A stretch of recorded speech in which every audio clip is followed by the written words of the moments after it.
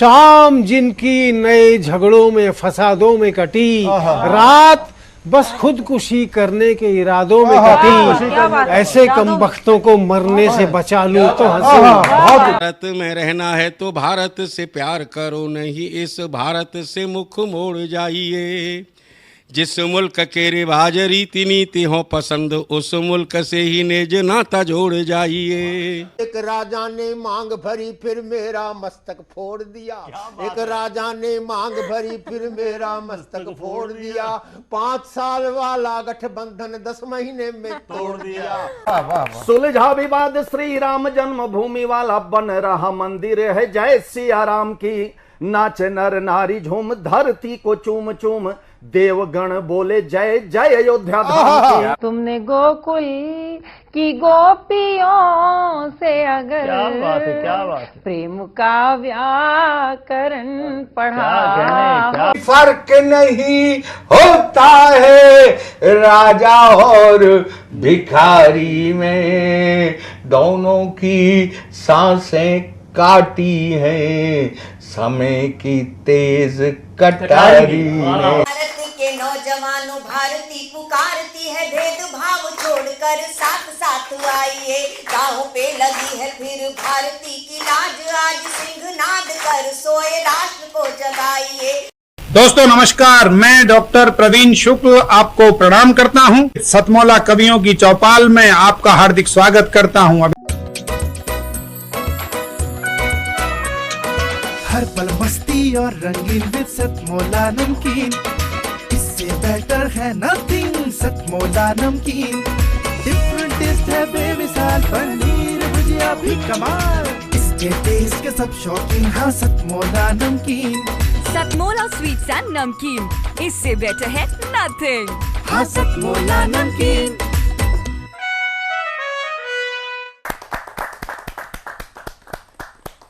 नमस्कार, सतमौला कवियों की चौपाल में सभी दर्शकों का हार्दिक अभिनंदन, स्वागत है। और सतमौला कवियों की चौपाल 21 वर्ष में प्रवेश कर चुका है और आज हमारा परम सौभाग्य है कि आज हमारे इस कार्यक्रम में बहुत ही सुप्रसिद्ध व्यक्तित्व हमारे बीच में है।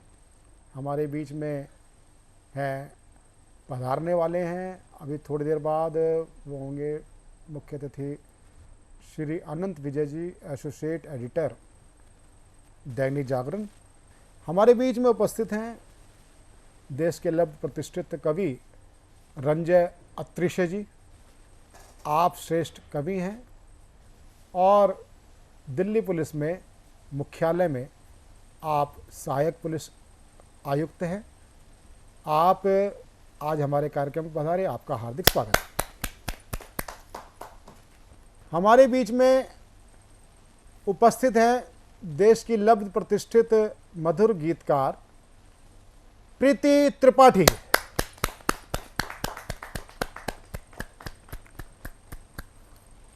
हमारे बीच में उपस्थित हैं देश के चर्चित गीतकार, आकाशवाणी दिल्ली के मुख्य कार्यक्रम अधिकारी श्री राम अवतार बैरवा जी।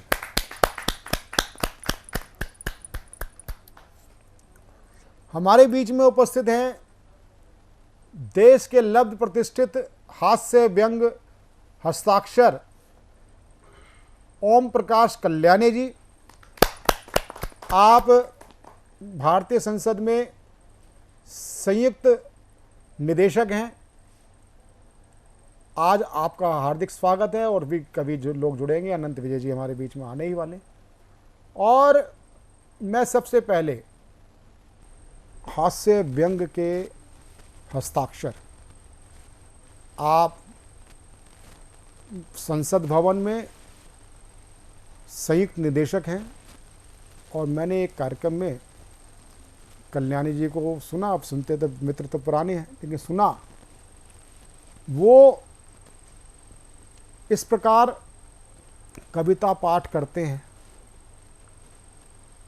एक रचना थी, मुझे बहुत अच्छा लगा कि हम कई कविताएं होती हैं, कई अब जैसे कई फिल्म, जैसे एक फिल्म आई एक विमान अपहरण की, उसमें करैक्टर बदल दिए गए।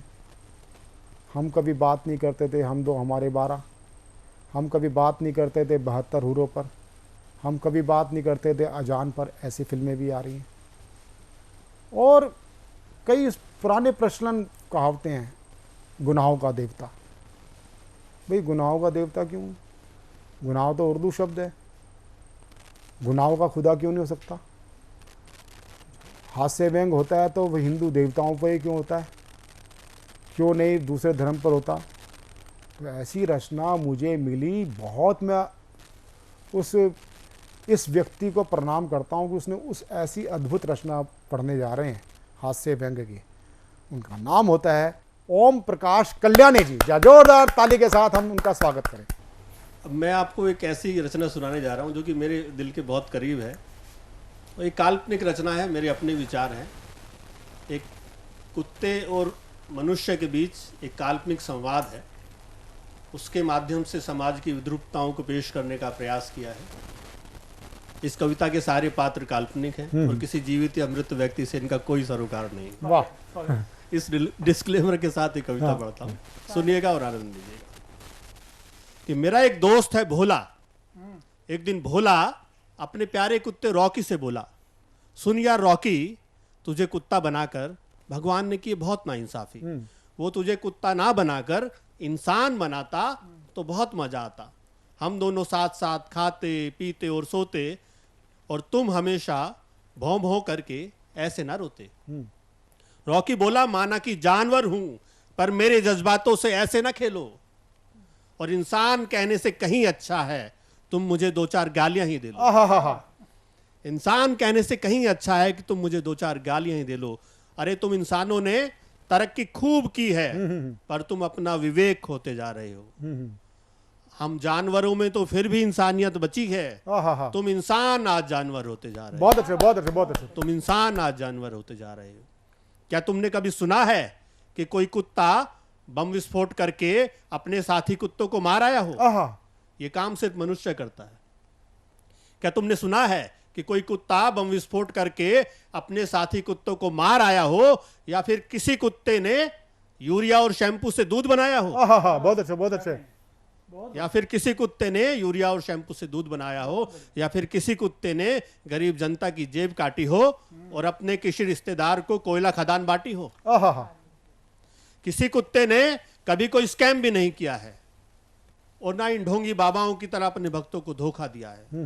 अरे हमारा हर साथी तुम्हारी रक्षा के लिए रातों तक को जागा है, और हम में से कोई कुत्ता बैंकों का कर्जा लेके विदेशों को नहीं भागा है। बहुत अच्छे, बहुत अच्छे, बहुत अच्छे। और हम में से कोई कुत्ता बैंकों का कर्जा लेके विदेशों को नहीं भागा है। हम तो जिस घर में खाते हैं उससे सदा वफादारी निभाते हैं। तुम्हारी तरह अपनी खुफिया सूचनाएं बेचने आईएसआई के पास नहीं जाते। बहुत अच्छे, बहुत अच्छे। तुम्हारी तरह अपनी खुफिया सूचनाएं बेचने आईएसआई के पास नहीं जाते हैं। वैसे हम कुत्तों ने तुम इंसानों को बहुत बार काटा है, पर हमने अपने स्वार्थ के लिए इस जनता को धर्म और जातियों में नहीं बांटा है। पर हमने अपने स्वार्थ के लिए इस जनता को धर्म और जातियों में नहीं बांटा है। मुझे मालूम है मेरी ये बात तुम्हें बिल्कुल नहीं सुहाएगी। अरे गोलगप्पे और समोसे खाया करो, एक दिन कृपा जरूर आएगी। बहुत अच्छे, बहुत अच्छे, बहुत अच्छे। अरे गोलगप्पे और समोसे खाया करो, एक दिन कृपा जरूर आएगी। और सुना है तुम हम कुत्तों का बहुत मजाक उड़ाते हो, और कहते हो कि शादी के बाद तुम भी हम जैसा बन जाते हो। और कहते हो कि शादी के बाद तुम भी हम जैसा बन जाते हो। वैसे सच कहें तो इस पत्नी नाम की सबला से तो हम भी डरते हैं, इसलिए भूल कर कभी शादी नहीं करते। इसलिए भूल कर कभी शादी नहीं करते हैं। और मेरा दोस्त टॉमी बता रहा था कि तुम्हारे यहाँ आजकल लिव इन का जमाना है। आजकल युवाओं में बड़ा प्रचलन है ऐसी कुरीतियों का। कि मेरा दोस्त टॉमी बता रहा था कि तुम्हारे यहाँ आजकल लिव इन का जमाना है। अरे तुम्हारे लिए ये कॉन्सेप्ट नया होगा, हमारे यहाँ तो बहुत पुराना है। अरे तुम्हारे लिए कॉन्सेप्ट नया होगा, हमारे यहाँ तो बहुत पुराना है। लेकिन फिर भी हमने सदा वफादारी और ईमानदारी की जिंदगी जी है, और किसी कुत्ते ने पिल्ला पाने की आशा में कभी कोई भ्रूण हत्या भी नहीं की। बहुत अच्छे, बहुत अच्छे, बहुत धन्यवाद। बहुत अच्छे, बहुत अच्छे, बहुत अच्छे। किसी कुत्ते ने पिल्ला पाने की आशा में कभी कोई भ्रूण हत्या भी नहीं की है। वैसे तुम इंसानों ने हम कुत्तों को भी खूब सताया है, इसलिए हमने अपने अधिकारों की रक्षा हेतु एक कुकराधिकार आयोग बनाया है। ये आयोग तुम इंसानों द्वारा हम पर किए गए हर अत्याचार को बखूबी जांचेगा। और अब तुम देखना, हम कुत्तों के सामने ये बसंती का बाप भी ना। बहुत अच्छे, बहुत अच्छे, बहुत अच्छे, बहुत अच्छे, बहुत अच्छे। और अब तुम देखना, हम कुत्तों के सामने ये बसंती का बाप भी नाचेगा। वैसे तुम तो जानते ही हो कि घ्राण शक्ति के मामले में, सूंघने की शक्ति कि घ्राण शक्ति के मामले में हम कितने खुश नसीब हैं। इसलिए तुम्हारा भविष्य सूंघकर बता सकते हैं कि तुम्हारी बर्बादी अब बहुत करीब। बहुत अच्छे, बहुत अच्छे, बहुत अच्छे। विज्ञान के नाम पर कुदरत से खिलवाड़ की तुम बहुत भारी कीमत चुकाओगे। अरे तुम्हारा मरना तो तय ही है, साथ में हम कुत्तों को भी मरवाओगे। बहुत अच्छे, बहुत अच्छे, बहुत अच्छे। अरे तुम्हारा मरना तो तय ही है, साथ में हम कुत्तों को भी मरवाओगे। इसलिए कहता हूं भोले मेरे भाई, तुमने मेरे इंसान बनने की रट यदि फिर से लगाई तो मैं फूट फूट के रो दूंगा, क्योंकि मैं जानता हूं इंसान बनते ही मैं अपनी वफादारी और ईमानदारी बिल्कुल खो दूंगा। बहुत अच्छे, बहुत अच्छे, बहुत अच्छे, बहुत अच्छे। इसलिए माना कि जानवर हूं पर सीधा, वफादार और सच्चा हूं, और तुम जैसा इंसान होने से तो मैं कुत्ता ही अच्छा हूं, कुत्ता ही अच्छा हूं, बहुत अच्छा, बहुत कुत्ता अच्छा, ही अच्छा बहुत हूं। अच्छा, बहुत अच्छा, बहुत अच्छा। ये जो एक व्यंग रेखा चित्र खींचा, ये सच्चाई अभी 2 दिन पहले ही मैं जहाँ रहता हूँ वहाँ सामने स्कूल है, तो वहाँ के गार्ड आया, उसने मेरे से रिक्वेस्ट की कि वैसे जो आपका पेट है इसको स्कूल टाइम में ना जब लगता है तो उसको बांध के लेके चले करो। मैंने भाई ये ट्रेंड है, किसी कुछ नहीं है, लेकिन वो जर्मन शेफर्ड है, सिम्बा हमारा बाबू, तो उसके साथ जो पेरेंट ने शिकायत करी थी वो खड़ा था। वो कहते जी जानवर का क्या भरोसा है। मैंने वैसा ऐसा है, जानवर का तो भरोसा है हमें, मुझे इंसान का भरोसा नहीं है। इंसान कब कहाँ काट ले, ये उसी को काटेगा जिसको हम संकेत करेंगे, उसी पे हमला करेगा जो संदिग्ध होगा, और इंसान का तो कुछ पता। तो व्यंग था या जो भी था उसके दिल पे लगी, कहते वैसा क्या बात कर रहे हो। मैंने इंसान की बात की, मैंने तुम्हारी बात नहीं की। तो सच्चाई है कि हम जानवर मन को पढ़ने का, खासकर कुत्तों के मन को पढ़ने का जो आपने एक व्यंग चित्र खींचा है, सच्चाई है। देश की लब्ध प्रतिष्ठित कवित्री प्रीति त्रिपाठी को बड़े लाड़ दुलार से आमंत्रित करता हूं, और ये आप इनके गीतों को आप देखेंगे, इनके गीतों से आप समझ जाएंगे किस प्रकार की इनकी गेयता की दृष्टि से, रचना धर्मिता की दृष्टि से किस प्रकार की इनकी रचनाएं हैं। या जोरदार ताली के साथ प्रीति त्रिपाठी। सतमोला कवियों के चौपाल के सभी दर्शकों को मेरा स्नेह भरा नमस्कार। आज ये बहुत ही हर्ष का विषय है कि सतमोला कवियों के चौपाल का 21वें वर्ष में शानदार रूप से पदार्पण हो चुका है। मैं इसके लिए प्रवीण आर्य जी के साथ साथ इसकी समस्त टीम को, सभी दर्शकों को बहुत बहुत बधाई देती हूँ। एक मन का गीत रखती हूँ आप सबके बीच। आमतौर पर होता यह है कि प्रेम का इजहार करते हैं लड़के, लेकिन यदि कोई लड़की प्रेम का इजहार करेगी तो उसकी बानगी क्या होगी। मैंने अपने मन की बात रखी है, सुनिएगा। बराई धड़कन ने भेजा गुलाब, बराई धड़कन ने भेजा गुलाब, शर्माई आँखों से मांगा जवाब, बराई धड़कन ने भेजा गुलाब, शर्माई आँखों से मांगा जवाब, मन में छिपाते रहे हैं सभी से, है साथ तेरे है देखा जभी से, मांगी थी यूं ही तुम्हारी किताब, मांगी थी यूं ही तुम्हारी किताब, शर्माई आंखों से मांगा जवाब, बाराई धड़कन ने भेजा गुलाब, शर्माई आंखों से मांगा जवाब, ख्वाबों में जीते रहे हसरतों को, गिन ही ना पाए कभी करवटों को, ख्वाबों में जीते रहे हसरतों को, गिन ही ना पाए कभी करवटों को, कर दी है कितनी ही नींदें खराब, कर दी है कितनी ही नींदें खराब, शर्माई आंखों से मांगा बहुत अच्छे, बहुत अच्छे, बहुत अच्छे, बहुत अच्छे, बहुत अच्छे, धड़कन ने भेजा गुलाब, शर्माई आंखों से मांगा जवाब। और प्रेम में केवल प्रेमी ही नहीं तड़पते, प्रेमिका का क्या हाल होता है सुनिए।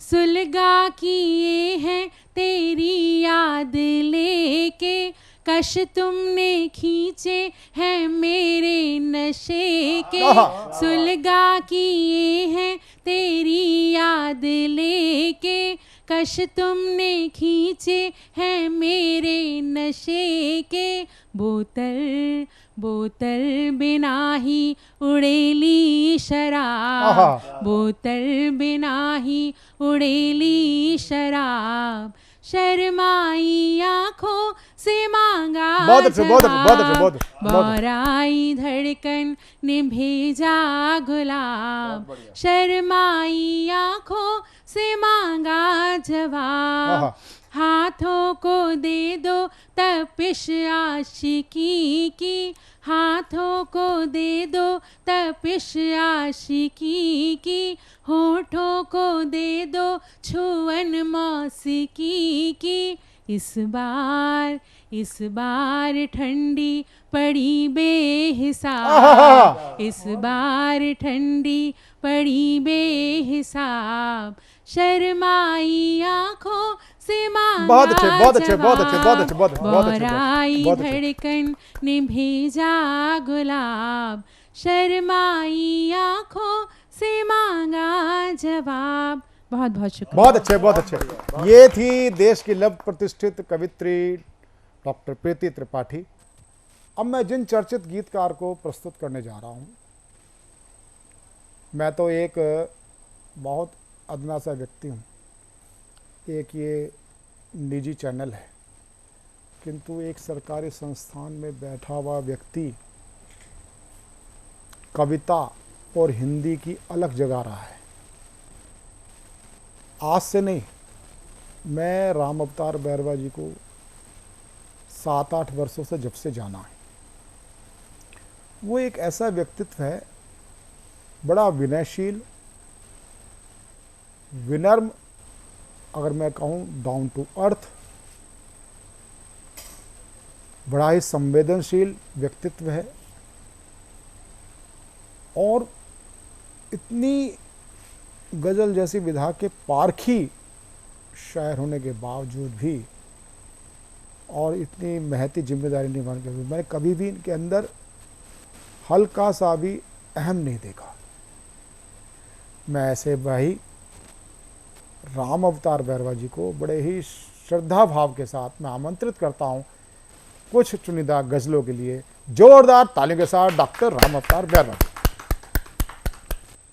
सतमोला कवियों की चौपाल आज 21 बरस की हो चुकी है और आज पूरी युवा रंग में रंगी हुई है। आज जितने कवि मैं सुन रहा हूँ, देख रहा हूँ, सारे युवा हैं। तो 21 साल की इस कवियों की चौपाल को बहुत बहुत बधाइयाँ, बहुत शुभकामनाएं। एक रचना स्वागत मेरे मन की है कि क्यों जाता है इधर उधर इस दुनिया में, क्यों जाता है इधर उधर इस दुनिया में, मेरे जैसा बसर कहाँ इस दुनिया में। क्या बात। क्यों जाता है इधर उधर इस दुनिया में, मेरे जैसा बसर कहाँ इस दुनिया में, और मेरे चलने से भी धरती हिलती है। क्या बात। मेरे चलने से भी धरती हिलती है, कुछ तो अपना है असर इस दुनिया में। बहुत अच्छा, बहुत अच्छा। कि मेरे चलने से भी धरती हिलती है, कुछ तो अपना है असर इस दुनिया में, और आंखें क्या दिल तक को छुआती है, कि आंखें क्या दिल तक को छुआती है, मेरी जैसी नजर कहाँ इस दुनिया में। बहुत अच्छे, बहुत अच्छे, बहुत अच्छे। मेरी जैसी कहाँ नजर इस दुनिया में, कि आंखें क्या दिल तक को छुआती है, मेरी जैसी कहाँ नजर इस दुनिया में। और इश्क में अटके हम नहीं हैं इकलौते, इश्क में अटके हम नहीं हैं इकलौते, चांद भी लटका है अधर इस दुनिया में। बहुत अच्छे, बहुत अच्छे, बहुत अच्छे, बहुत अच्छे, बहुत अच्छे। इश्क में अटके हम नहीं हैं इकलौते, इश्क में अटके हम नहीं हैं इकलौते, चांद भी लटका है अधर इस दुनिया में। और हर दिल के हैं यहाँ सौ सौ अफसाने, हर दिल के हैं यहाँ सौ सौ अफसाने, दिल्ली जैसा कहाँ शहर इस दुनिया में, दिल्ली जैसा कहाँ शहर इस दुनिया में, हर दिल के हैं यहाँ सौ सौ अफसाने, दिल्ली जैसा कहाँ शहर इस दुनिया में।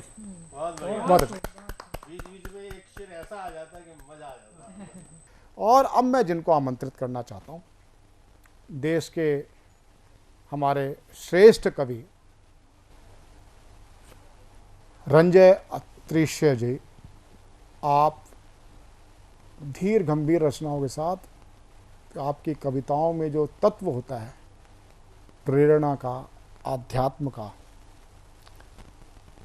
मैं रंजय अत्रिश्य जी जो दिल्ली पुलिस में सहायक पुलिस आयुक्त हैं, मैं बड़े सम्मान और आदर के साथ उनको आमंत्रित करता हूं।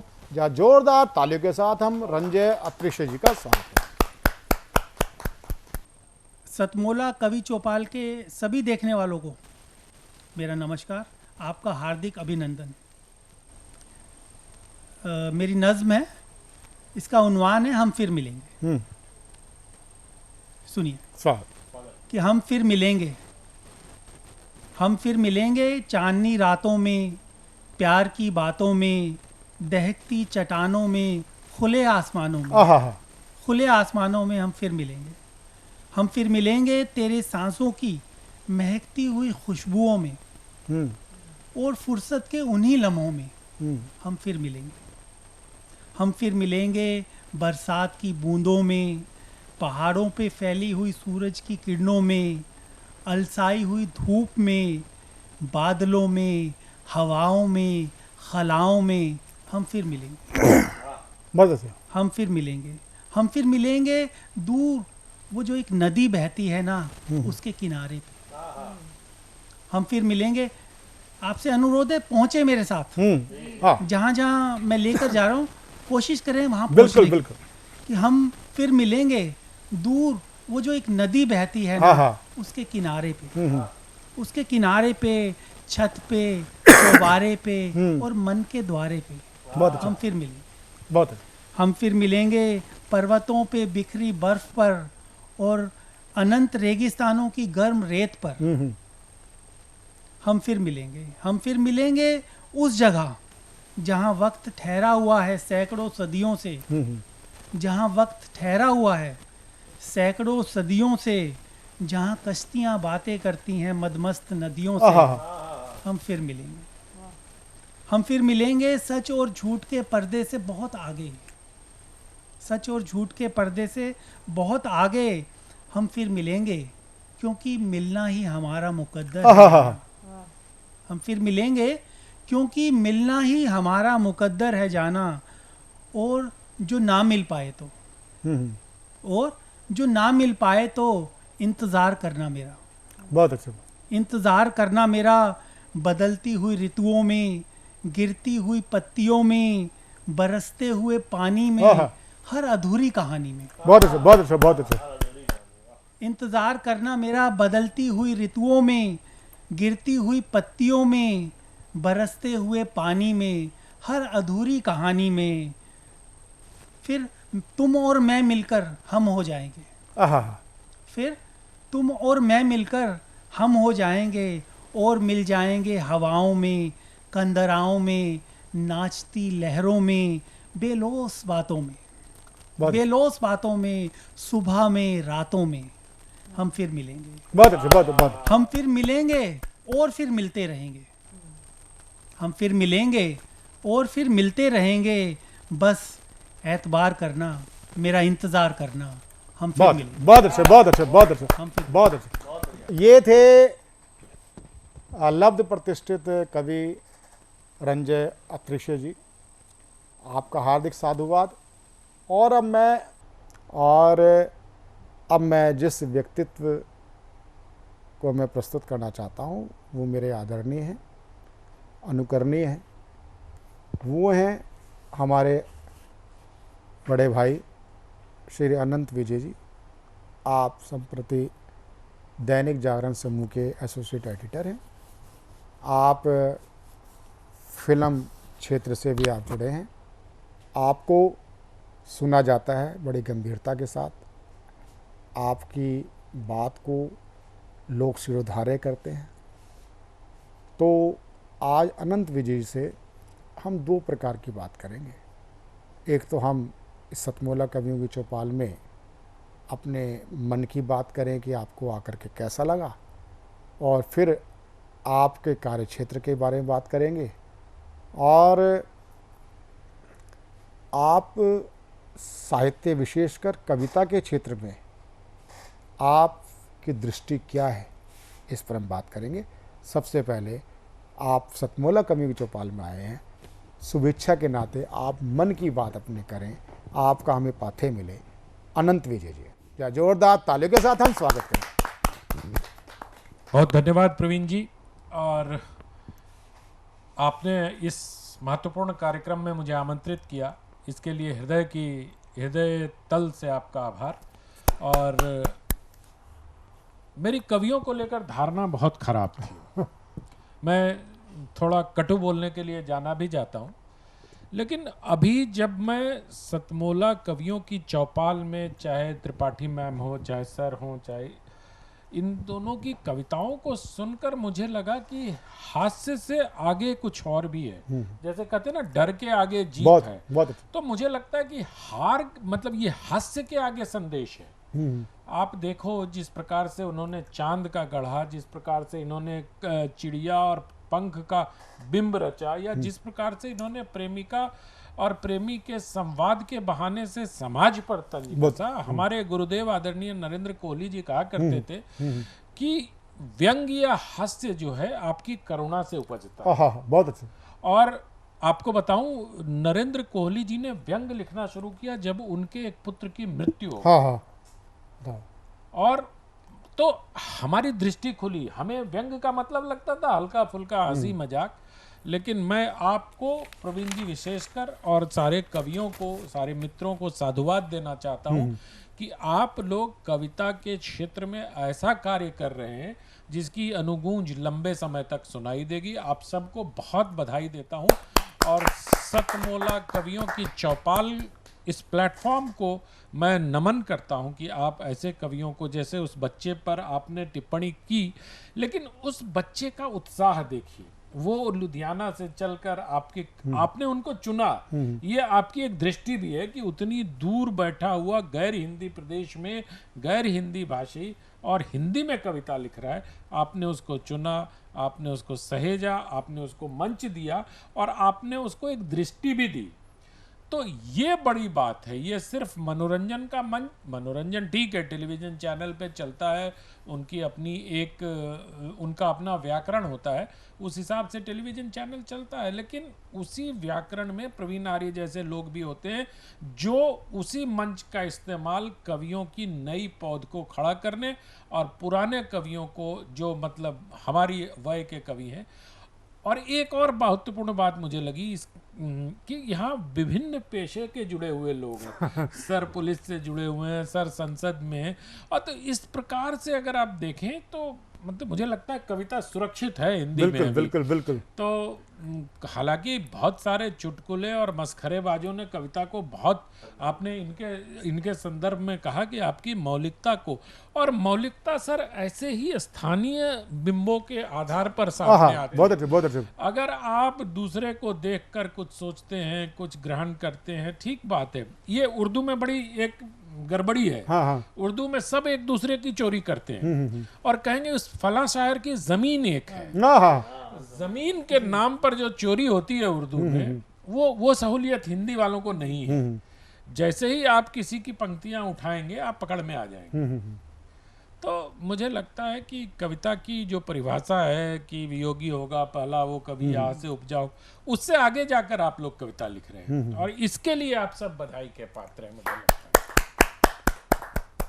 एक चीज़ मैं आपसे ज़रूर चाहूँगा अनंत जी, जो आपने ये तो सतमोला में देखा, और जो आजकल खासकर जैसे जतिन बच्चा आया, ऐसे आज 40 बच्चे नहीं आए, वो सभी पहली बार दूसरी बार आए हैं, क्योंकि हम सभी को 10 मौके देते हैं 5 वर्षों में, हम उनको अपना सदस्य बनाते हैं और वो 1-2 प्रस्तुति के बाद बिल्कुल निखर के आते हैं। अब अगला बच्चा दोबारा आएगा तो निखर के आएगा, उसको देखिए आप पंजाबी में करो, आप पंजाब, तो नए बच्चों को आप कुछ प्रेरणा दे सकें, आप थोड़ा उस पर जरा बोलें।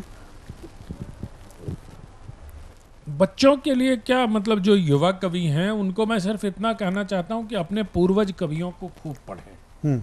आपको पूर्वज कवियों को पढ़ने से आपके अंदर एक तो आपका शब्द भंडार समृद्ध होगा, कहने की कला सीखेंगे आप, और जो संप्रेषण की कला उनके अंदर थी और जो गायकी गायब हो गई थी, जो रस गायब हो गया कविता से, जो हमारे जो जनवादी प्रगतिवादी इतने प्रकार के वादी हैं, देखिए होता ना, ये लेफ्टिस्ट हैं, ये राइटिस्ट हैं, ये फला, हम लोग तो इस्ट हैं, आर्टिस्ट। हाँ, बहुत अच्छे, बहुत अच्छे, बहुत अच्छे, हम लोग आर्टिस्ट हैं, बहुत अच्छे, बहुत हमारा IST एक है, चाहे वो कवि हो, चाहे लेखक हो, चाहे फिल्मकार हो, ये सब आर्टिस्ट हैं। तो हमारा IST अलग है, जो लेफ्टिस्ट हो वो लेफ्टिस्ट रहे, जो राइटिस्ट हो वो राइटिस्ट रहे, हम आर्टिस्ट हैं।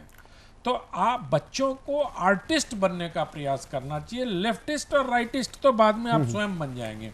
अगर आप आर्टिस्ट बन गए और ये कला वाला IST आपके अंदर आ गया, और वो तभी आएगा जब आप अपनी परंपरा को आगे बढ़ाएंगे। परंपरा का मतलब ये नहीं होता आपको पीछे जाना। संगीत में या नृत्य में परम अपरम, परम अपरम को परंपरा वही कहते हैं, परम अपरम आगे बढ़ने को कहते हैं। तो परंपरा शब्द से आप मत घबराइए, अपनी परंपरा को जानिए और उसी को लेकर आगे बढ़िए, तभी आप नृत्य की तरह परम अपरम अपरम करते हुए परंपरा को प्राप्त। अनंत जी, क्योंकि आप फिल्म क्षेत्र से भी जुड़े हुए हैं, आज फिल्म क्षेत्र में साहित्य को एक नया दृष्टिकोण मिला है। कई फिल्में आई हैं साहित्यिक दृष्टि से आई हैं, और कुछ डॉक्यूमेंटेशन के हिसाब से भी आई, कश्मीर फाइल आई या वीर सावरकर आई। अगर हम उसका साहित्यिक पक्ष देखें तो बड़ी अच्छी फिल्में थी। आज साहित्य क्षेत्र में से 2 लोग जाते हैं फिल्मों में, एक गीतकार के रूप में और एक पटकथा के रूप में। उसके बारे में, क्योंकि हमारे पास जो वैसे बच्चे भी आते हैं जो हमसे अपेक्षा रखते हैं कि हम उनको फिल्म क्षेत्र के लिए प्रमोट करें, चाहे वो, क्योंकि हमारे यहाँ कहानी वाचन भी होता है और सभी प्रकार की साहित्य की गीत की विधाओं पे जितने भी कविता है सब पे भी होता है। उनके लिए थोड़ा सा आप कोई समझ दे सकें कि ये इस ढंग से आप फिल्मों से जुड़ सकते हैं। देखिए, एक तो फिल्मों से जुड़ने का सबसे मतलब एक कहा जाता है, और श्याम बेनेगल साहब से एक बार पूछा गया था तो उन्होंने कहा, खुद ही को कर बुलंद इतना कि खुदा हर बंदे से पूछे बता तेरी रजा क्या है। तो आपको पहले अपने आप को मजबूत करना पड़ेगा। आप अपने वरिष्ठों के द्वारा जब सराहे जाएंगे तो सिनेमा में वर्ड ऑफ माउथ बहुत चलता है प्रवीण जी। आपने तो हमारे साथ गोवा हो चाहे कहीं भी हो, चाहे फिल्म फेस्टिवल्स की जूरी हो, आपने देखा ही है। और आपके पास कहानियां, जो मैंने कविता के लिए कहा वही कहानी में भी आपकी मिट्टी से, आपकी जमीन से कहानियां उठ के आएंगी। और इन दिनों जो हिंदी फिल्मों का स्तर है उसमें आपके आसपास की कहानियां आ रही हैं। चाहे दम लगा के हाइसा देख लो, चाहे विक्की डोनर देख लो, एक छोटी सी कहानी उठाते, चाहे आप केरल स्टोरी देख लो, चाहे आप कश्मीर फाइल्स देख लो, ये कहानियां सबको पता थी, लेकिन किसी ने वो साहस किया कि अपने आसपास की कहानी को पटकथा में पिरो दिया और उसको प्रस्तुत कर दिया। और आज मैं बताऊं, मुंबई में हिंदी के लेखकों के लिए असीमित संभावनाएं हैं। इसका ये मतलब नहीं कि झोला उठा के बंबई चले जाना भाई, कि अनंत विजय ने कहा और चले गए, लेकिन वहां इतने सीरियल लिखे जा रहे हैं, इतने OTT प्लेटफॉर्म पर हिंदी वालों की जरूरत है। सही हिंदी लिखने वाले मुंबई में मिल नहीं। हाँ, बहुत अच्छा। तो अगर आप सही हिंदी लिखते हैं तो आप 10,000 15,000 रुपए पर एपिसोड आपको बहुत आराम से मिलेगा, और सप्ताह में अगर 5 दिन भी हुआ तो 75,000, मतलब आप 3 लाख रुपए महीने कमा सकते हैं आसानी से। अगर आपको हिंदी आती है, कहानी उनकी होगी, आपको पटकथा लिखना, वो आपको सिचुएशन दे देंगे, आपको क्रिएट करना है। तो ये सारी चीजों को थोड़ा, आप तो अनुभवी आदमी है, आप स्वयं उनको बताइए, लेकिन हिंदी लिखने आनी चाहिए। पहली शर्त यही है कि आपको शुद्ध हिंदी लिखनी आनी चाहिए और व्याकरण का ज्ञान होना। एक प्रश्न में ऐसा विषयानुकूल नहीं है, लेकिन वो प्रश्न आपसे बन जाता है, क्योंकि एक कश्मीर फाइल्स का एक डायलॉग था ना, सरकार बेशक तुम्हारी हो, सिस्टम तो हमारा है। अभी कंगना रनावत जी की फिल्म इमरजेंसी अभी सेंसर के उसमें लटकी हुई है, इसके बारे में कोई टिप्पणी आप करेंगे? देखिए, आज खबर आई है कि अभी मैं पढ़ रहा था आप ही के पास साथ बैठे हुए, कि कंगना की फिल्म को 3 कट के साथ और कुछ डायलॉग्स की ऑथेंटिसिटी, जैसे रिचर्ड निक्सन ने इंदिरा गांधी के बारे में क्या बोला, चर्चिल ने क्या बोला, इसका सोर्स अगर आप वो सेंसर में दे देंगी तो उनका पास हो जाएगा। लेकिन मुझे लगता है कि फिल्मों को राजनीति से दूर रखना चाहिए। राजनीति मतलब फिल्मों में राजनीति दिखाओ, और वैसे भी प्रवीण जी, जब इमरजेंसी और इंदिरा गांधी पर जिसने भी हाथ लगाया फिल्म बनाने में, वो अटकी ही है, वो विवादित ही हुई है। चाहे आप हिंदू सरकार देख लो, मधुर ने जो बनाई थी, चाहे गुलजार की आंधी देख लो, ये चाहे कोई डॉक्यूमेंट्री बनी हो, गांधी और इमरजेंसी पर अगर आप हाथ डालोगे तो आप विवादित हो जाओगे, क्योंकि आप देश के तथाकथित पहले परिवार पर हाथ डाल। बिल्कुल। अनंत जी, आप हमारे शो पे आए, आपने अपना बहुमूल्य समय दिया। हम आपके पीछे निवेदन 3 महीने से कर रहे थे, और आपकी नहीं, क्षमा नहीं, ये आपकी व्यस्तता है, आपकी साहित्य हिंदी से भी होने के नाते आपकी जिम्मेदारी बनती है। 3 शेड्यूल में आपको जब भी रहा आपकी। वैसे आपको एक बात बताऊं प्रवीण जी, आज मैं आपके कार्यक्रम में आने के लिए पोर्ट ऑफ स्पेन जाना छोड़ दिया। आज मुझे पोर्ट ऑफ स्पेन में होना था। विश्व हिंदी क्षेत्रीय विश्व हिंदी सम्मेलन पोर्ट ऑफ स्पेन में हो गया है। भारत सरकार के 8 लोगों के नॉमिनेशन मुझे था, लेकिन मैंने चूंकि आपको 3 बार पूर्व में रद्द कर चुका था, मैंने कहा मैं नहीं जाऊंगा। मैं सतमोला, मैंने कहा कि मैं सतमोला कवियों की चौपाल में जाऊंगा, अपने लोगों के साथ बैठूंगा।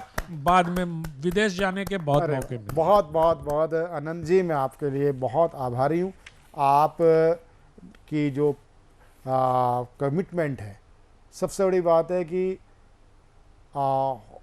जो आपके कथनी और करने की जो प्रामाणिकता है, मैंने आपको अनेक अवसरों पर आपको जाना है, पहचाना है, और उसी लिए आप हमारे लिए श्रद्धा के पात्र बने।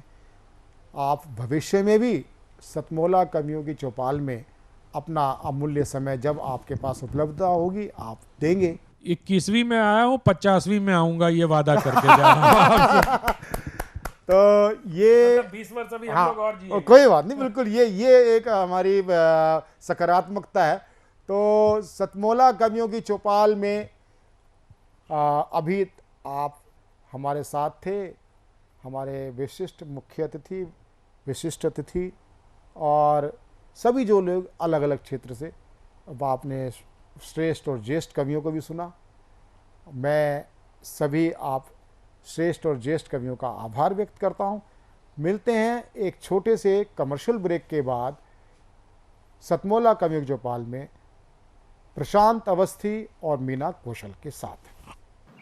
सीएम साहब, हमारे 30 विधायक अपोजिशन पार्टी में चले गए, अब आप सीएम नहीं रहे। सतमोला। तो अब नया सीएम कौन बन रहा है? Tell me. सतमोला खाओ, कुछ भी पचाओ। साथियों, अंतराल के बाद में एक बार फिर से स्वागत है आपका अपना मनपसंद प्रोग्राम, जिसका नाम होता है सतमोला कवियों की चौपाल। अभी मैं जिनको बुलाना चाहता हूं वो दिल्ली से हैं और कला के कई स्वरूप होते हैं। उन स्वरूपों में एक स्वरूप जो है वह कविता है, तो एक स्वरूप गीत है, एक स्वरूप गायन है। पेशे से ये है प्रधानाध्यापक और ऐसे वैसे नहीं, राजकीय विद्यालय में मेरठ में प्रधानाध्यापक के पद पर कार्यरत हमारे भाई योगेंद्र सिंह जी को मैं आमंत्रित करता हूं आप सबकी जोरदार तालियों के माध्यम से। इस मंच को नमन करते हुए, और एक छोटा सा दृश्य है, उसमें देखिए जीवन दर्शन कैसे पूरा आ जाता है। तो प्रारंभ करते हैं। जीवन जब प्रारंभ होता है, कितना सुंदर, कितना पावन, एक कोरे कागज सा जीवन हमें कैसा मिलता है, वो बिल्कुल कोरा कागज होता है। हाँ, पीछे से है। और मिलता है सबको यह जीवन निर्मल गंगा जल सा। जी, जब हम जन्म लेते हैं तो सब कुछ बिल्कुल शुद्ध होता है।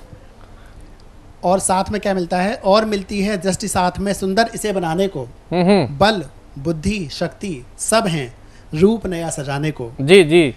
लेकिन फिर एकदम से क्या हो जाता है, फिर क्यों लोभ तनिक सा आकर, फिर ऐसा क्यों होता है कि इतने सामर्थ्यवान होने के बाद भी जीवन में थोड़ा सा लोभ आता है और हम विचलित हो जाते हैं। बहुत सा आता है, थोड़ा क्या है। हाँ, थोड़े से भी हो जाते हैं। लोभ तनिक सा आकर, फिर क्यों लोभ तनिक सा आकर सब दूषित कर देता है, जैसे अबोध कोई बालक कागज मैला कर देता है। बहुत सुंदर, क्या बात। तो मैंने कल्पना की थी कि जैसे बच्चे, उसे जानकारी नहीं होती, ज्ञान नहीं होता, वो पेन से चलाता है और कागज मैला कर देता है, आकृति नहीं उभरती, उसमें कोई अर्थ नहीं होता उसका। वैसे ही हमारा जो जीवन है, हम एक छोटे से लोभ में आकर इसको खराब कर देते हैं। जी जी जी। तो इसे, अब जीवन के दो रूप हैं। एक वो रूप है कि आप एक अच्छा जीवन जिएंगे तब क्या होगा, और बुरा जिएंगे तब क्या होगा। तो अभी हम लोग ऐसे स्कूल एक दिन जा रहे थे, तो यहाँ पे आना था, तो समझ ही नहीं पाया कि क्या लिखें। तो एक दृश्य दिखा, उस दृश्य के साथ जुड़ते हैं थोड़ा सा कल्पना में जी।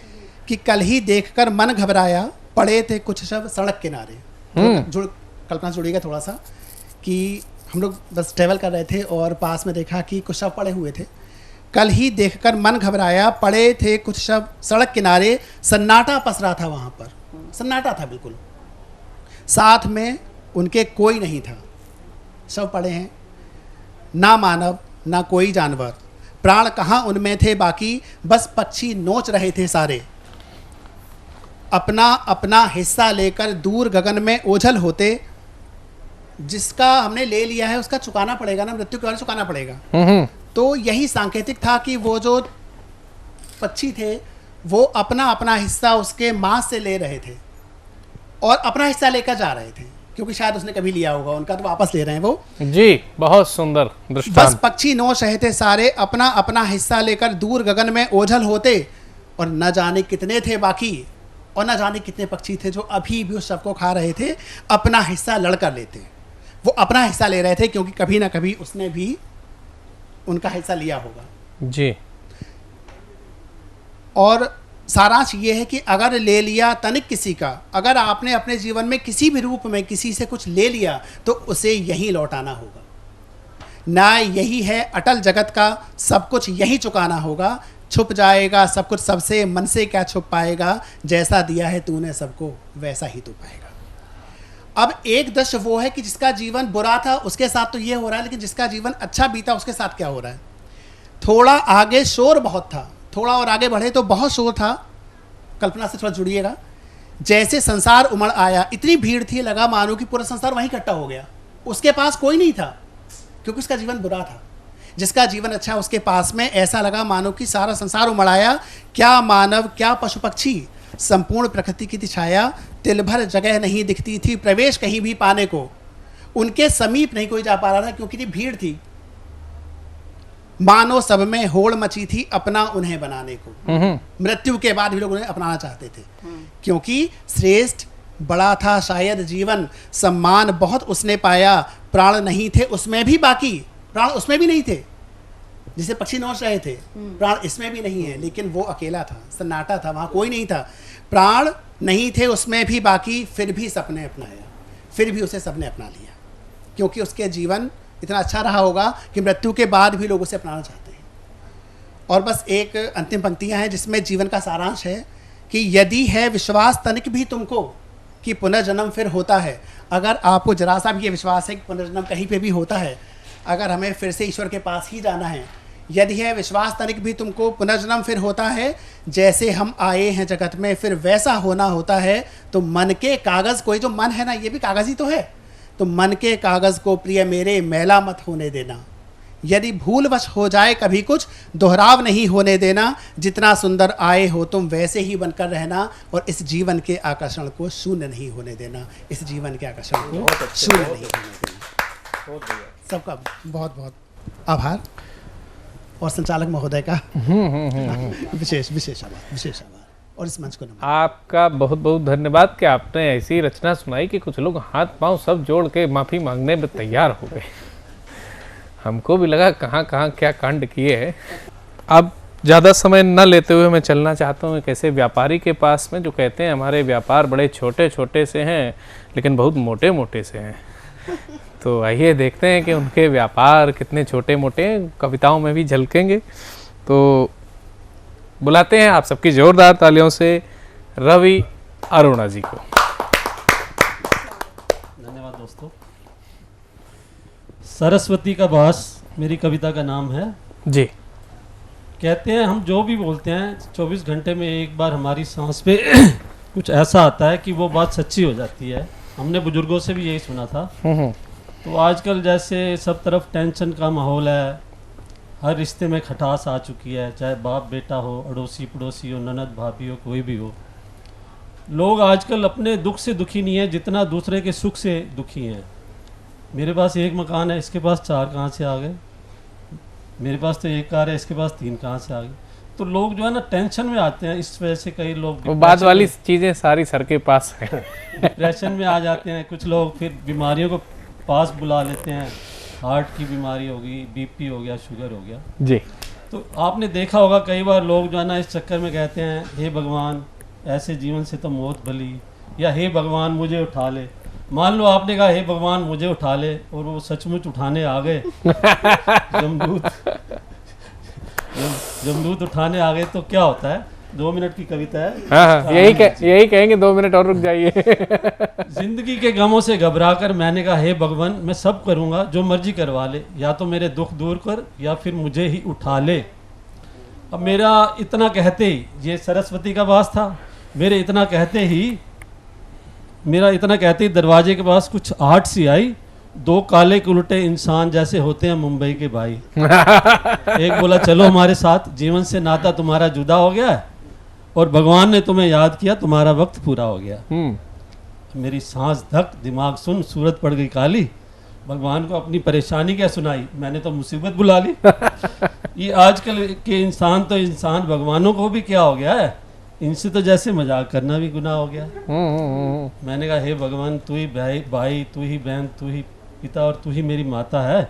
और जब कोई मुसीबत आती है इंसान अपनों को ही तो बुलाता है। और फिर क्या खता है मुझसे, क्या मैंने कुछ गलत किया है? मेरी किसी बात को सीरियसली नहीं लिया तो इस बात को क्यों ले लिया? भगवान बहुत सुंदर। भगवान प्रकट हो गए, भगवान से मेरी मुलाकात होती रहती है। हाँ। भगवान प्रकट हुए और बोले अरे जानवर को देख जो बोल नहीं सकता फिर भी कितना बोझा ढोता है, और इम्तिहान लेने के लिए दी तुझे जरा सी परेशानी, बस तू इतने से गम से रोता है। अरे पगले, दुख जितना बड़ा हो इंसान उतना बड़ा होता है, क्योंकि जितनी चोट लगे सोने पे वो उतना खरा होता है। बहुत सुंदर। हाँ। याद किया तूने, ये मत सोच दूर हूँ तुझसे, तेरा हाथ है पास, मैं हूँ तेरे इतने करीब। और मांग जो मांगना है, क्योंकि मांगना तो हक है मेरा, पर मिलेगा भाई जो लिखी जा चुकी है तकदीर। जिंदगी को जियो जी भर के, मत हो जरा सी बात पे तू उदास। सुख और दुख तो 2 मुसाफिर हैं, मत छोड़ जरा सी बात पे यूं जीने की आस। जा छोड़ता हूँ तुझे इस बार, शायद तेरी बची हुई है कुछ श्वास, पर सोच समझ कर बोलना आगे से, कभी कभी जुबां पे होता है सरस्वती का वास। बहुत ही शानदार कविता। मैं सिर्फ इतना ही कहना चाहूँगा कि आपसे जिस गंभीरता की उम्मीद सदन कर रहा था, उससे भी गंभीर रचना को आपने बड़े हास्यमय वातावरण में सबको समझा दिया। तो कम से कम आगे से ध्यान से बोलिएगा, नहीं तो जो है फिर आगे तो आपका अपना हो सकता है। तो काली काली शक्ल वाले तो नहीं, लेकिन बगल में काली काली टी शर्ट वाले भैया हमको दिख रहे थे।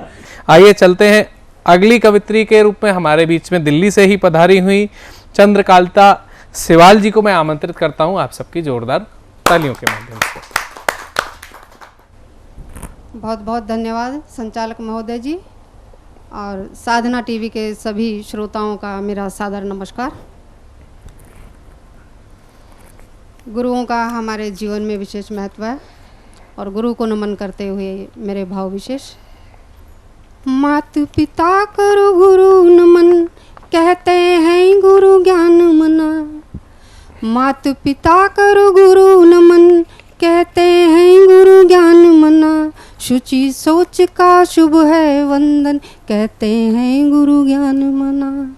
मात पिता करो गुरु नमन, कहते हैं गुरु ज्ञान मना। शुचि सोच का शुभ है वंदन, कहते हैं गुरु ज्ञान मना। प्रेम की ज्योति जलाओ, पी गुरु नाम के प्रेम सुधा। प्रेम की ज्योति जलाओ, पी गुरु नाम के प्रेम सुधा। सदकर्मों का माथे चंदन, कहते हैं गुरु ज्ञान मना।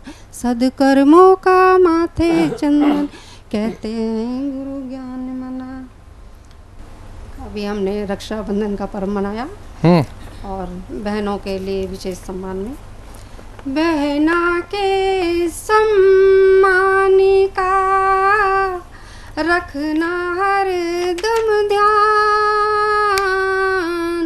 बहना के सम्मान का रखना हर दम ध्यान।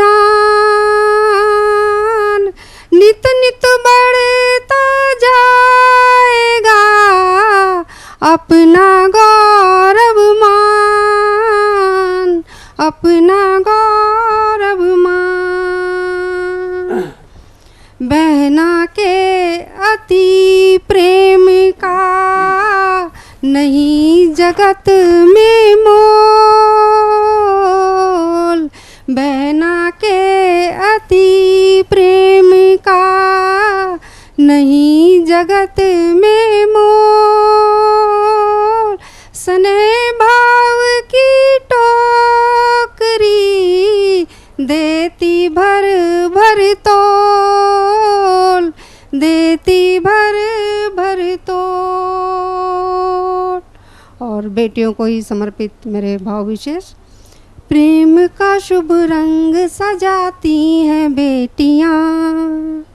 प्रेम का शुभ रंग सजाती हैं बेटियां।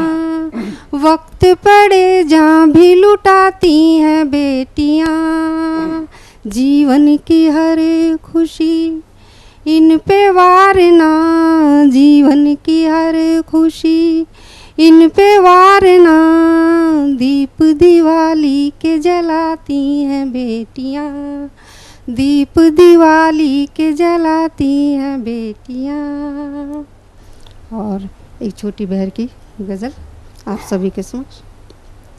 फिर किस में है कितनी कमी देखिए। फिर किस में है कितनी कमी देखिए। फिर किस में है कितनी कमी देखिए। पहले अपनी तरफ भी अजी देखिए। पहले अपनी तरफ भी अजी देखिए। और शेर देखिएगा। ख्वाब ही ख्वाब हैं तीरगी के तले। ख्वाब ही ख्वाब हैं तीरगी के तले। रोशनी कीजिए जिंदगी देखिए। रोशनी कीजिए जिंदगी देखिए। चुप हो क्यों कुछ कहो बोलते क्यों नहीं। चुप हो क्यों कुछ कहो बोलते क्यों नहीं, बोझ बन जाएगी खामोशी देखिए, बोझ बन जाएगी खामोशी देखिए। और शेर देखिएगा, भीगी पलकों पे मत जाइए मेहरबान, भीगी पलकों पे मत जाइए मेहरबान, वो जो आँखों में है तिश्नगी देखिए, वो जो आँखों में है तिश्नगी देखिए। और शेर देखिएगा, फूल ही फूल हैं शाख पे ना सभी, फूल ही फूल हैं शाख पे ना सभी, बैठे हैं छुप के वो खार भी देखिए, बैठे हैं छुप के वो खार भी देखिए। और गज़ल का मक्ता पेश खिदमत है। छोड़िए क्या तरीका परस्तिश का है, छोड़िए क्या तरीका परस्तिश का है, मेरी पूजा मेरी बंदगी देखिए, मेरी पूजा मेरी बंदगी देखिए। बहुत बहुत धन्यवाद। बहुत ही शानदार आपने गज़ल के अपने अशार पेश किए। और मैं अगली कवित्री के रूप में आमंत्रित करता हूँ मीना कौशल जी को कि वो आएँ और अपनी रचना के माध्यम से इस श्रृंखला को आगे बढ़ाएं। धन्यवाद। मंच को और श्रोताओं को नमन करते हुए और समय की बाध्यता को देखते हुए मैं एक बहुत ही छोटी सी कविता जो कि बेटियों के ऊपर है वो लिखूंगी। माँओं के ऊपर बहुत लिखा गया है, बेटियों के ऊपर भी लिखा जा रहा है, पर एक छोटा सा प्रयास मैं भी अपना उसमें जोड़ना चाहती हूँ। तो बेटियाँ, कभी गुड़िया कभी लाडो तो कभी परी सी होती हैं बेटियाँ, कभी गुड़िया कभी लाडो तो कभी परी सी होती हैं बेटियाँ, कभी बेटा कभी बहना तो कभी माँ सी होती हैं बेटियाँ।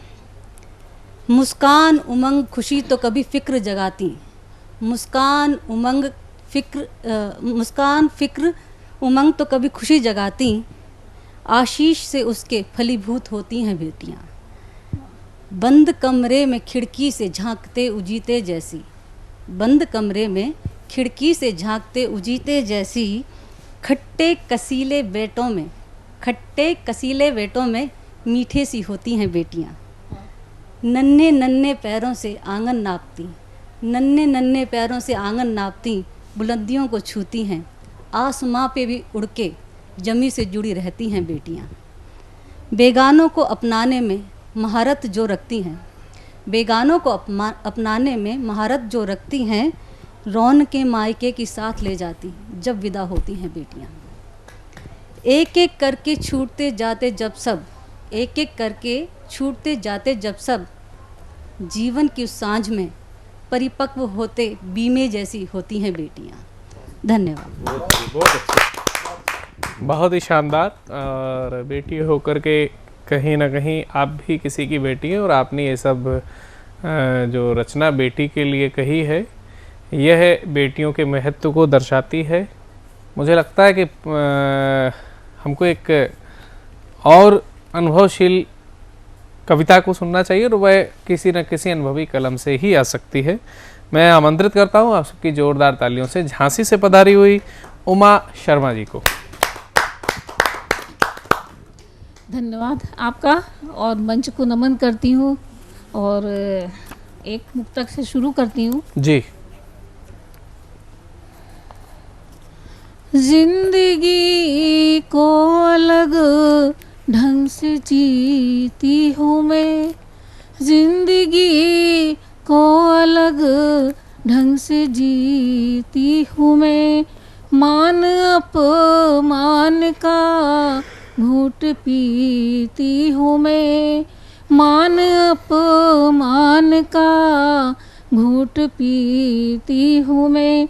क्या कहे ना कहे हर वो हालात को, क्या कहे ना कहे हर वो हालात को, सुख का पे बंद लगा दुख को सीती हूँ मैं, सुख का पे बद लगा, दुख को सीती हूँ मैं। ये नारी का जीवन है, इसी तरह से अपने आप को संभालती है। रिश्ते अपने ही होते हैं सुख दुख के, परिवार में ही रह करके सब सुख और दुख सब कुछ वहीं मिलता है। रिश्ते अपने ही होते हैं सुख दुख के, बंदिशों में बंधे होते हैं सुख के। एक मर्यादा होती है, अगर मर्यादाएं खत्म हो जाएं तो वो सब जो सुख मिल रहा है वो समाप्त हो जाता है जी। बंदिशों में बंधे होते हैं सुख के, जो इन्हें जान कर जीता ही गया, जो इन्हें जान कर जीता ही गया, जिंदगी में वही पाता क्षण सुख के, जिंदगी में वही पाता क्षण सुख के। अब मैं आपके समक्ष एक रामचंद्र जी पर एक गीत प्रस्तुत कर रही हूँ, सुनिएगा। ये उस समय लिखा था मैंने जब अयोध्या में स्थापना हुई थी रामलला की, तो उस समय वास्तव में पूरे विश्व में ही पूरा माहौल ही मतलब एकदम राममय हो गया था। तो उस तरह बहुत अच्छा वातावरण बना हुआ था, तो मेरा बहुत मन हुआ, मैंने लिखा और आप लोग सुनिएगा।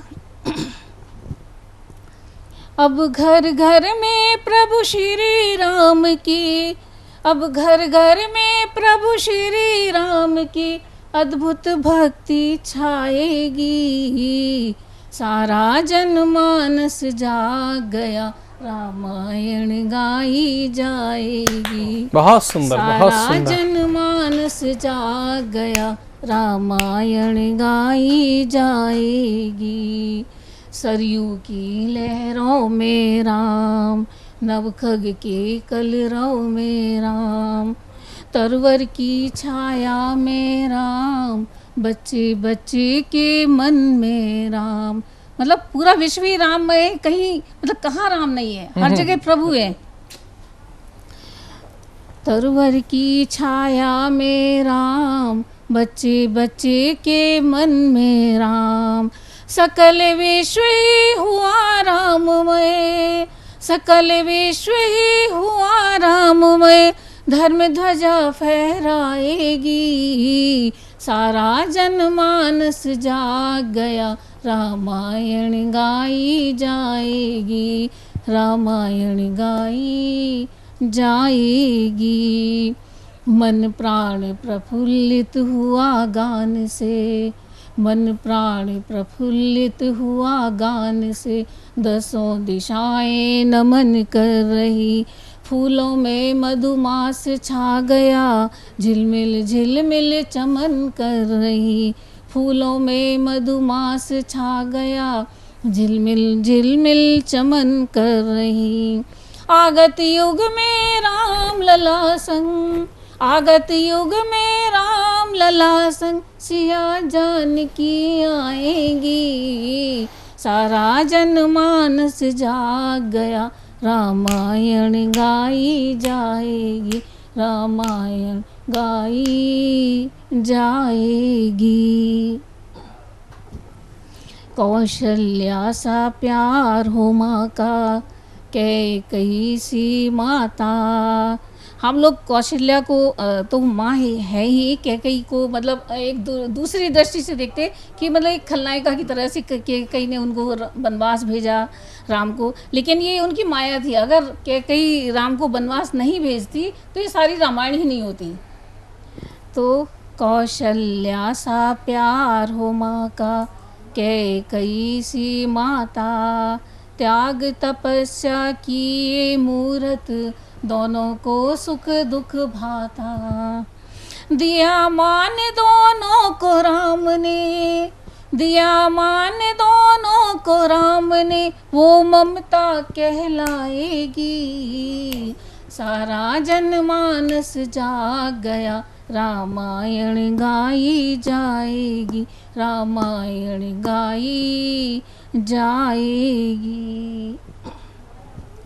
भाई हो तो भरत सरीके लक्ष्मण शत्रुघ्न जैसे, भाई हो तो भरत सरीके लक्ष्मण शत्रुघ्न जैसे, रखी पादुका सिंहासन पर वो भी रघुवर जैसे, रखी पादुका सिंहासन पर वो भी रघुवर जैसे। हनुमत की भक्ति की महिमा, हनुमत की भक्ति की महिमा स्वर्ग धरा पर लाएगी, सारा जनमानस जाग गया रामायण गाई जाएगी। अब घर घर में प्रभु श्री राम की, अब घर घर में प्रभु श्री राम की अद्भुत भक्ति छाएगी, सारा जनमानस जाग गया रामायण गाई जाएगी। बहुत ही सुंदर राम की स्तुति आपने की, और रामलला के आने पर घर घर में क्या होगा वह आपने बताया। तो आज एक ऐसे साहित्यकार को जो उदयपुर से हमारे बीच में पधारे हुए हैं, और उनका नाम होता है देवेंद्र सेहराव। आप वीरों की भूमि से हमारे बीच में पधार कर श्रृंगार, क्योंकि किसी भी व्यक्ति को किसी की सीमाओं में नहीं बांधा जा सकता है, श्रृंगार की कविताओं से रूबरू होते हैं। आइए आप सबकी जोरदार तालियों से। नमस्कार जी, मैं देवेंद्र सिंह राव उदयपुर से हाजिर हुआ हूँ। मैं मूलतः श्रृंगार के गीत लिखता हूँ, और आज भी मैं अपने मूल गीतों को, श्रृंगार के गीतों को प्रस्तुत करूँगा। जी, स्वागत है सर। दिल के पास हम तुम थे कितने मगर, बदली यादों की फिर भी बरसती रही, हाय हाय, साथ रहते हुए बढ़ गई दूरियां, आंखें दीदार को ही तरसती रही। दिल के पास थे हम तुम कितने मगर, हम तुम जो मिले दिल के अरमां खिले, बहुत सुंदर, आपस में खुशियों से चूर हो गए, लोग जलते हुए तुमको बहकाने लगे, सोचे समझे बगैर तुम हमसे दूर हो गए। बहुत सुंदर। निमंत्रण का भाव मन में लिए, निमंत्रण का भाव मन में लिए, बात होठों पर आकर ठहरती रही, दिल के पास थे हम तुम कितने मगर, दिल की नजदीकियां यूं हद से बढ़ी, 7 जन्मों कहे मन सोचने ये लगा, जुदा होने का तो मन में कल्पना भी न की, ये क्यों कर हुआ मन तोलने ये लगा, प्यार का अपना घरौंदा यूं बिखर जाएगा, प्यार का अपना घरौंदा यूं बिखर जाएगा, नींव की ईंट जैसे बिखरती रही, दिल के पास थे हम तुम कितने मगर, हम मना लेंगे तुमको बड़ी बात नहीं, दिल में गूथे हुए अपने जज्बात हैं, हमने तुमसे तो बस इतना ही चाहा, पास आकर कहो हम तुम साथ हैं, चाहत दिल की दिल को तो महसूस थी, चाहत दिल की दिल को तो महसूस थी, ना समझ बन तुम तो इतरती रही। दिल के पास थे हम तुम कितने मगर। अब मैं आपके सामने अपना दूसरा गीत प्रस्तुत कर रहा हूँ जी। बीच रास्ते में साथ तुमने छोड़ा मेरा, बीच रास्ते में साथ तुमने छोड़ा मेरा। ऐसा लगता है मंजिल मिलेगी नहीं, बिन तुम्हारे मेरी हस्ती अधूरी हुई। अब उमंगों की कलियां खिलेंगी नहीं, बीच रास्ते में साथ तुमने छोड़ा मेरा। हंसते हंसते ही आँख भर आई है, बीती कोई याद फिर से आई है। अपने वादों से तुम मुकर जो गए, बाट जो कर आँखें पथराई है। चाहे जितना भी रोशन करें दीप हम, प्रीत की आरती अब सजेगी नहीं, बीच रास्ते में साथ तुमने छोड़ा मेरा। यूं गुजरने को दिन गुजरते रहे, और मनचाह भी हम तुम करते रहे। दर्द विरहा का हमको सताता रहा, जख्म दिल के फिर भी भरते रहे।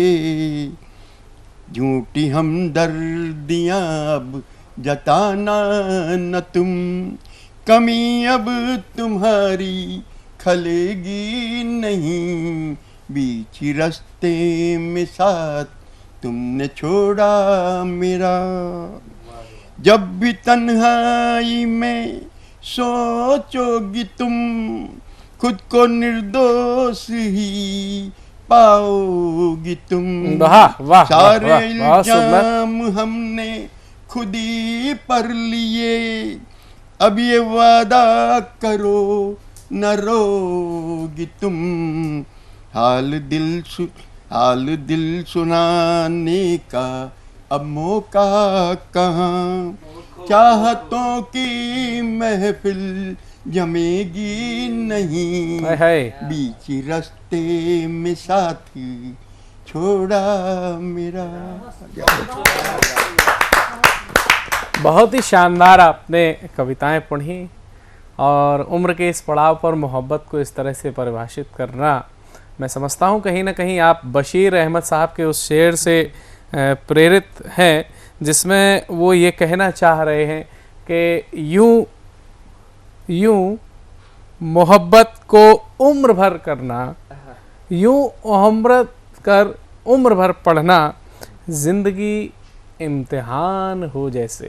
तो आप ऐसे ही मोहब्बत करते रहें, मोहब्बत को पढ़ते रहें और ज़िंदगी के इम्तिहान को जीतते रहें।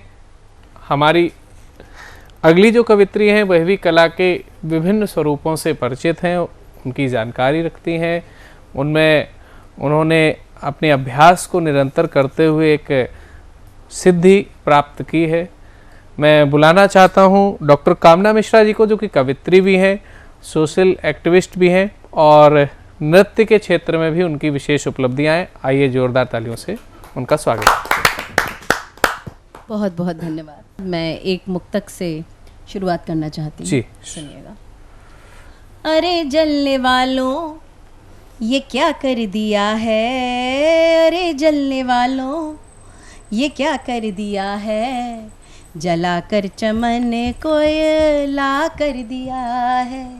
कहीं दूर जाकर मरो हमको बख्शो, कहीं दूर जाकर मरो हमको बख्शो, तुम्हें हमने दिल से दफा कर दिया है, तुम्हें हमने दिल से दफा कर दिया है। जिंदगी की इस हकीकत को बयां करने के बाद श्री राम के श्री चरणों में चंद मुक्तक प्रस्तुत करने की आज्ञा जी चाहूंगी। स्वागत है। जय श्री राम। सुनिएगा। जय श्री राम। राम जी की शरण में चले आइए, राम जी की शरण में चले आइए, प्रेम प्रभु जी से सच्चा सभी पाइए। कौन अपना है संसार में ये कहो, कौन अपना है संसार में ये कहो, राम जी के ही गुण बस सदा गाइए, राम जी के ही गुण बस सदा गाइए। राम जी सब के दुख आप हर लीजिए, और सब पर दया आप अब कीजिए। पाप सबने किए हैं बहुत ही यहाँ, पाप सबने किए हैं बहुत ही यहाँ, पापियों को कड़ा दंड भी दीजिए, पापियों को कड़ा दंड भी दीजिए।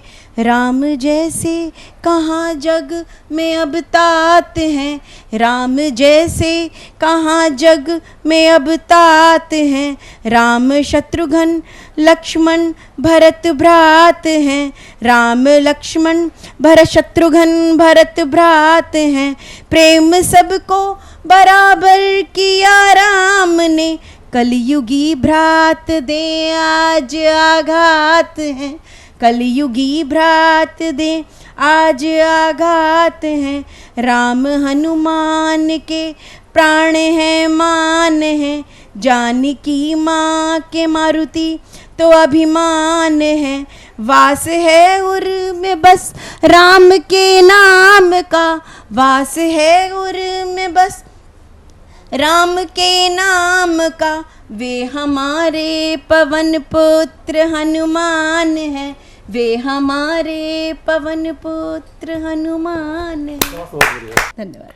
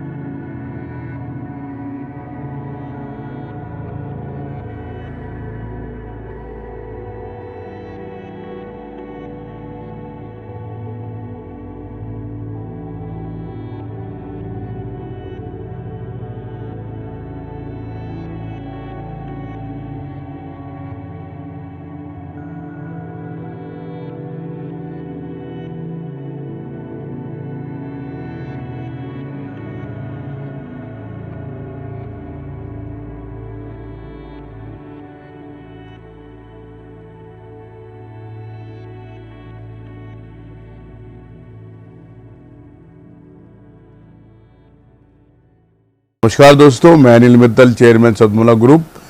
मैं जैसे आप सब लोग जानते हैं कि 2004 के अंदर मैंने सतमोला कवियों की चौपाल आरंभ करा परवीन आर्य के साथ मिलके।